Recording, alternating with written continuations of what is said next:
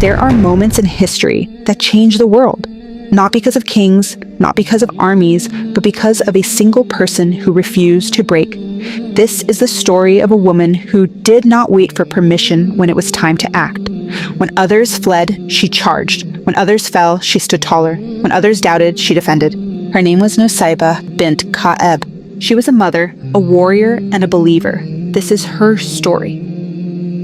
Medina, a land that would become the stronghold of Islam, a city that welcomed the Prophet Muhammad alayhi wasalam when Makkah had shut its doors to him. And in this city, among the Ansar, was a woman named Nusaybah bint Ka'b. She was not raised as a warrior.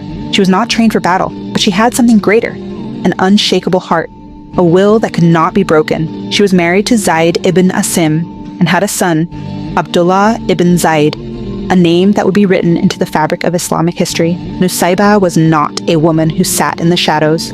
She did not believe in just speaking about Islam. She lived it. She breathed it.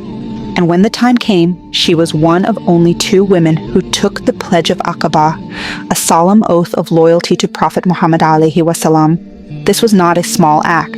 Pledging allegiance to Islam meant risking everything: her home, her wealth, her life. But Nusaybah did not hesitate, and she would prove that oath again, not with words, but with her actions.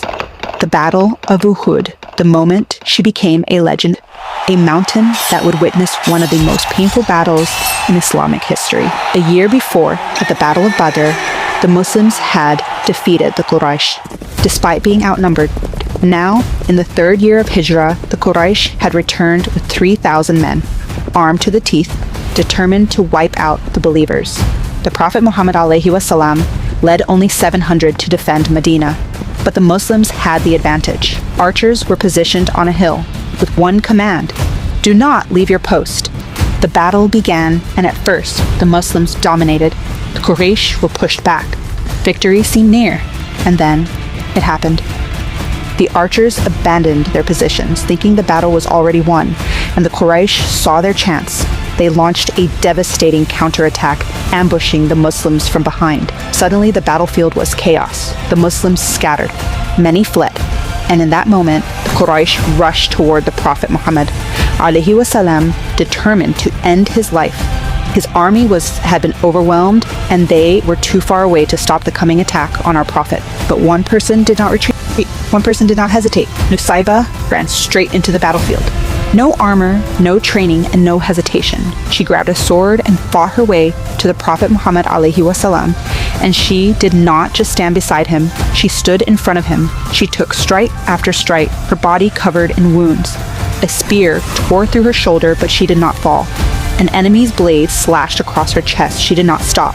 She fought with such ferocity that Prophet Muhammad alayhi wasalam later said, "Wherever I turned, I saw her fighting in front of me." An enemy raised his sword to strike him, and Nusaybah threw herself in the way. At one point, Prophet Muhammad alayhi wasalam saw the blood covering her body and called out to her son, "Abdullah, your mother, bind her wounds." But do you know what she said? She didn't ask for help. She didn't cry out in pain. She looked up at Prophet Muhammad alayhi wasalam and said, "Ya Rasulullah, make dua that I may be with you in Jannah." And Prophet Muhammad, peace be upon him, raised his hands and said, "O Allah, make them my companions in paradise." And that is the moment her name was written in the heavens. Nusaybah survived the battle, but her fight for Islam was far from over. Years later, her son, Abdullah ibn Zayd, would have a dream of an angel teaching him the words of the Adhan. When he told Prophet Muhammad alayhi wasalam, the Prophet confirmed that this was divine guidance from Allah. And from that moment, the words of the Adhan and the call to prayer became a part of our daily lives. The son of the woman who defended the Prophet Muhammad alayhi wasalam with her life was the one who saw the dream of the Adhan. This is the legacy of strong believers. Years passed, and the Prophet Muhammad alayhi wasalam had left this world, but Islam was not free from enemies. A man named Musaylimah the Liar had risen, claiming to be a prophet.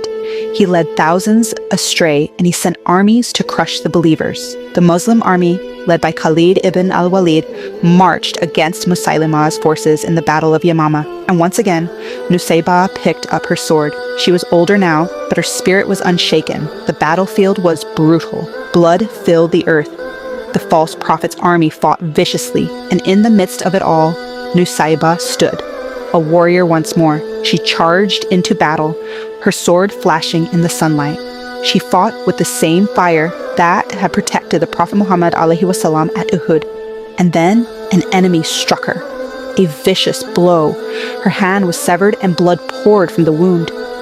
She picked up her sword with the other hand. She kept fighting. She kept pushing forward. She refused to fall. And when Musaylimah the Liar was finally killed, only then did she lower her weapon. Her fight was over, but her legacy would never die. Today, we may not fight with swords, but we are still in battle. Every day, we fight against laziness, self-doubt, fear, weakness, the whispers of shaitan.